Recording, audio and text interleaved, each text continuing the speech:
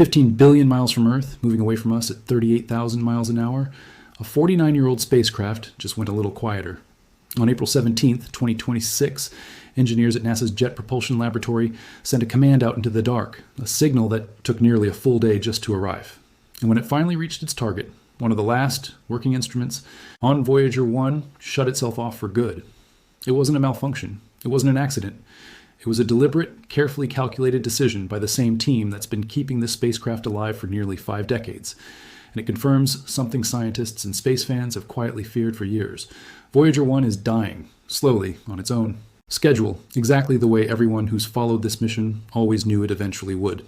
This is the story of how that ending is actually unfolding, instrument by instrument, watt by watt. And the last-ditch fix engineers are racing to deploy before it's too late. Before we get into it, if you're new here, this channel covers space and astronomy the way working scientists actually talk about it among themselves without the exaggeration. If that sounds like your kind of channel, the subscribe button is right there, and it genuinely helps this content reach more people who want the science straight. Beat 1. What actually happened. Let's be precise about what happened this spring, because precision matters more than drama here. Voyager 1 carried 11 scientific instruments when it launched from Cape Canaveral in 1977. By early 2026, only 3 were still functioning. On April 17th, engineers commanded the shutdown of one more, the low-energy charged particles experiment known as LECP, an instrument that had been measuring the energy and composition of charged particles from the Sun, the galaxy, and the planets. A Voyager once flew past, almost continuously since launch. The command took about 23 hours to reach the spacecraft. Roughly 3 hours after that, the instrument's stepper motor, which had rotated flawlessly for nearly 49 years, and more than 8.5 million individual steps, powered down for what engineers expect to be the final time.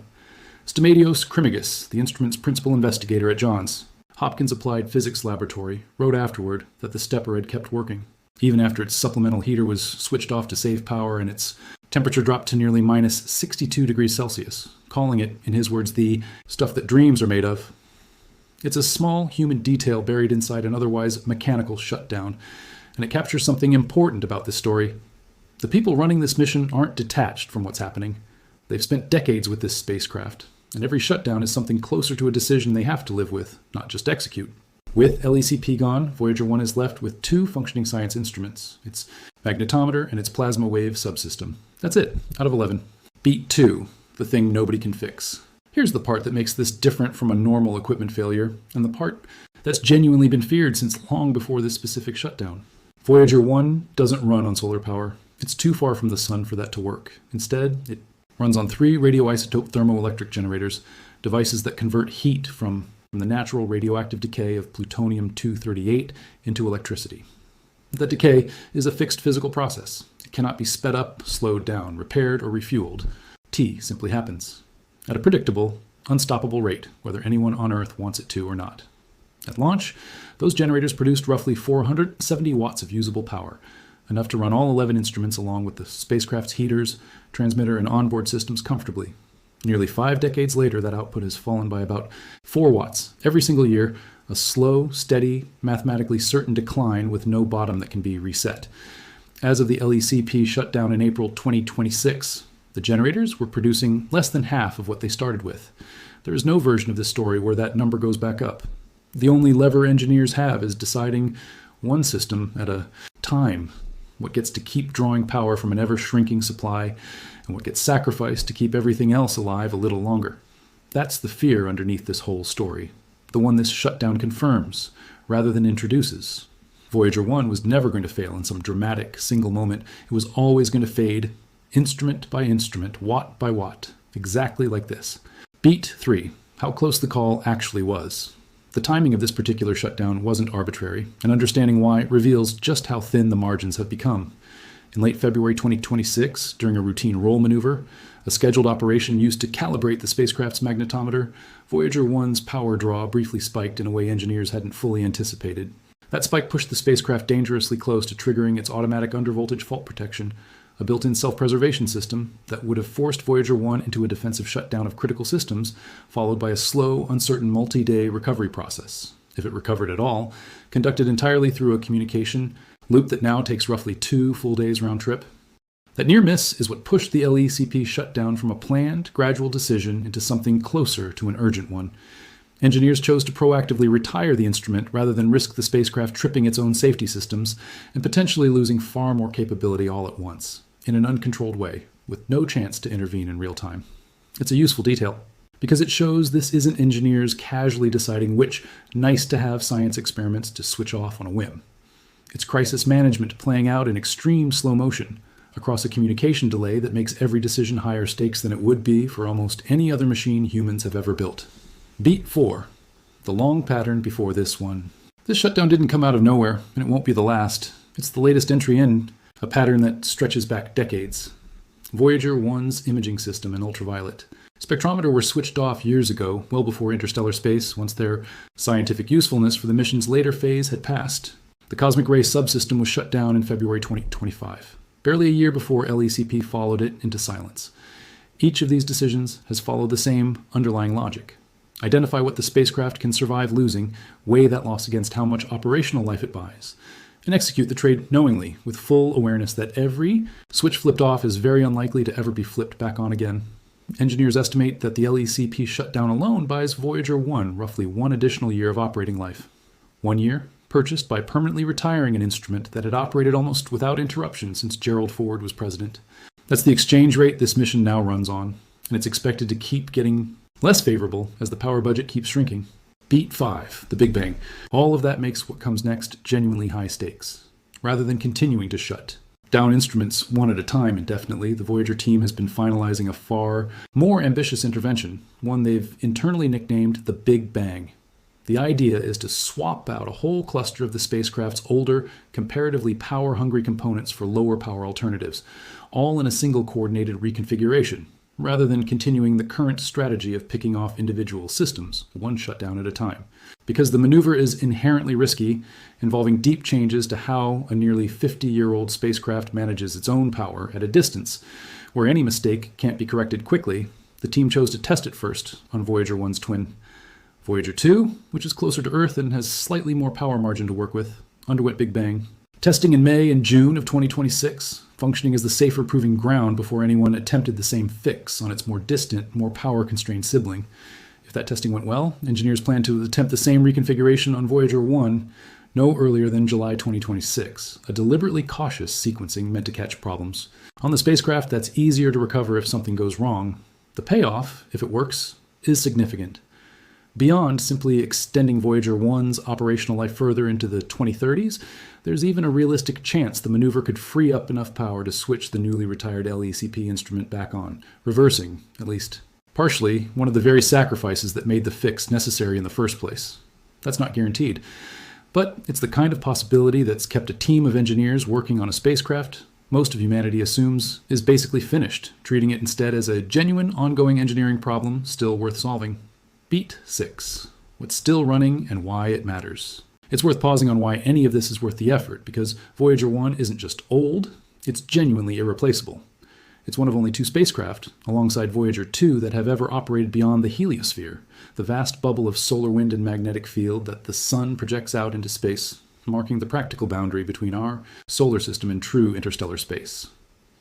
Voyager 1 crossed that boundary back in 2012, becoming the first human-made object to do so, and everything it's measured since has come from a region of space no other instrument humans have ever built has directly sampled. Its 2 remaining instruments, the magnetometer and the plasma wave subsystem, are still doing real, unrepeatable science. The magnetometer tracks the direction and strength of the local interstellar magnetic field, data that's reshaping models of how our sun's influence interacts with the wider galaxy. The plasma wave subsystem detects oscillations in the thin, cold plasma of interstellar space itself, occasionally picking up the aftershocks of solar eruptions arriving months after they left the sun, rippling through material no probe has ever sat inside of before. Every additional month, either of those instruments keeps transmitting as another data point from an environment we have exactly 1 working set of eyes inside. Beat 7, the milestone. Arriving right on schedule. Even as its power fades, Voyager 1 keeps setting records, almost as if it hasn't gotten the memo about its own decline. On November 18th, 2026, at 2:16:07 a.m. Pacific Time, according to NASA's own tracking, Voyager 1 will cross a threshold no human-made object has ever reached before. one full light day from Earth, a distance of roughly 16.1 billion miles, or about 25.9 billion kilometers. At that distance, a radio signal traveling at the literal speed of light, the fastest anything in the universe can move, will take a full 24 hours just to reach the spacecraft. Susie Dodd, the Voyager project manager at NASA's Jet Propulsion Laboratory, described what that actually means for the team in blunt human terms. If she sends a command and says, "Good morning, Voyager 1, at 8, the spacecraft's response until roughly 8 in the morning on Wednesday. Every single decision the Voyager team makes now unfolds across a communication loop measured in days, not seconds, layered on top of the same shrinking power margin that forced the LECP shutdown in the first place. Beat 8, how we got here. It helps to remember what Voyager 1 was actually built for, because the mission it's performing right now was never part of the original plan, and that context makes the current power crisis land differently.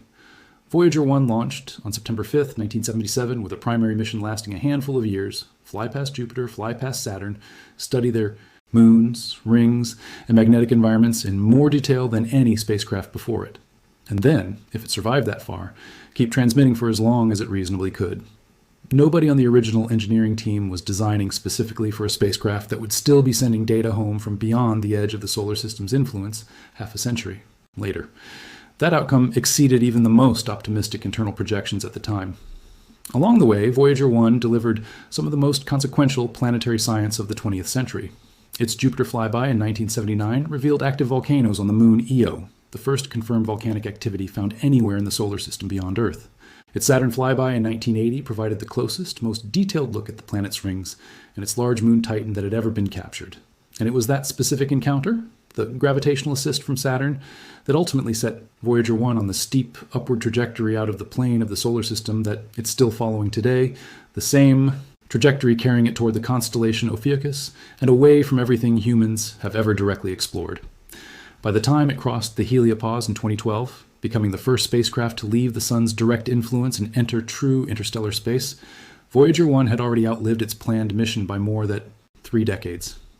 Every year since has effectively been an extension nobody explicitly promised, granted only because the spacecraft kept working and engineers kept finding new ways to keep it working a little longer.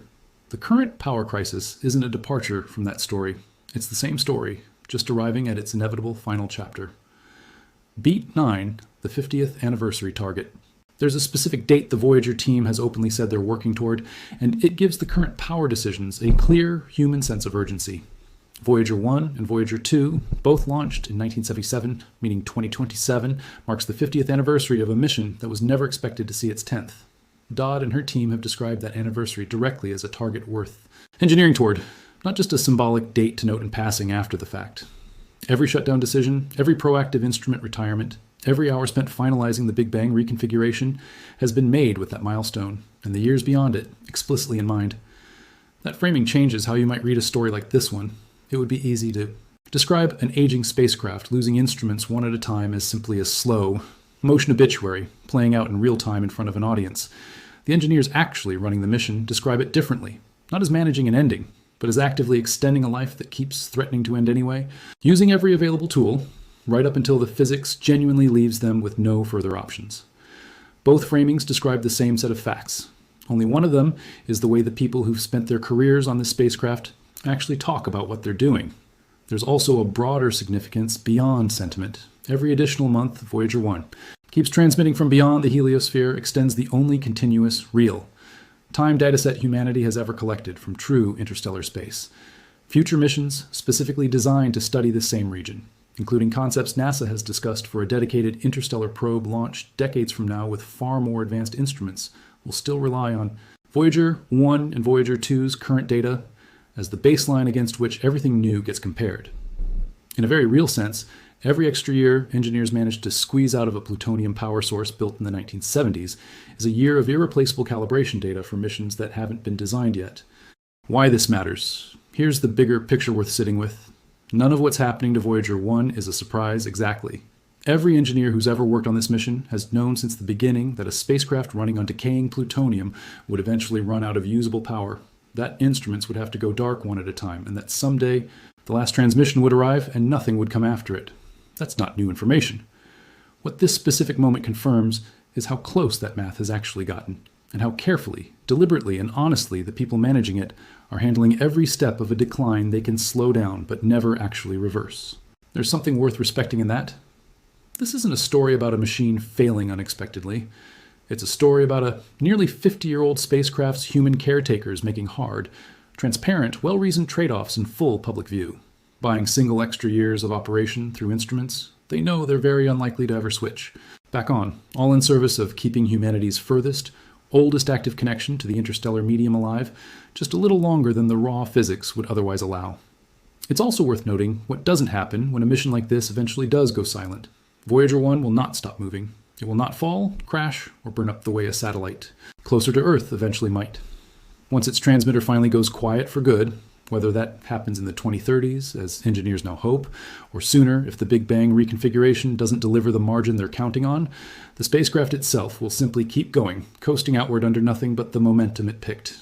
Up from Jupiter and Saturn's gravity decades ago, carrying its golden record, its instruments, and its now permanent silence deeper into the galaxy for what is, for all practical purposes, the rest of time. Losing contact with Voyager 1 won't be the end of its journey. It will just be the end of anyone on Earth being able to hear how it's going. Closing. Voyager 1 isn't turning back. It never will. It's moving outward permanently at 38,000 miles an hour, carrying 2 working instruments, a shrinking power supply, and nearly 50 years of irreplaceable data toward a distance that will eventually put it beyond any realistic hope of communication at all. The team hopes the Big Bang fix buys it into the 2030s. Nobody involved is promising more than that, and nobody's pretending the ending isn't coming. What they are doing is meeting it deliberately, one carefully weighed shutdown at a time. For as long as the numbers allow, somewhere in the coming years, there will be a final command that goes out, an acknowledgement that comes back or doesn't, and a quiet decision by a small team at JPL that the conversation with Voyager 1 has genuinely ended. When that day comes, it likely won't make the kind of headline this shutdown did. There may not be a dramatic final signal, a countdown, or a clean cinematic goodbye. More likely, it will look exactly like this April did. A scheduled command, a long wait, and a spacecraft that either responds one more time or eventually simply doesn't. Given how this team has handled every step leading up to that moment, carefully, transparently, and without pretending the physics could somehow be argued with, it's reasonable to expect they'll meet that final silence the same way. Until then, 15 billion miles away and adding roughly 10 million more every single day, Voyager 1 keeps transmitting on 2 instruments instead of 11, waiting on commands that take a full day to arrive and another full day for its answer to make the trip home. If deep dives like this into real, sourced space science are what you come here for, subscribing helps this channel a lot. Drop your thoughts on Voyager's Big Bang fix in the comments. It genuinely shapes what we cover next, and sharing this with someone who grew up watching this mission is the easiest way to support the channel.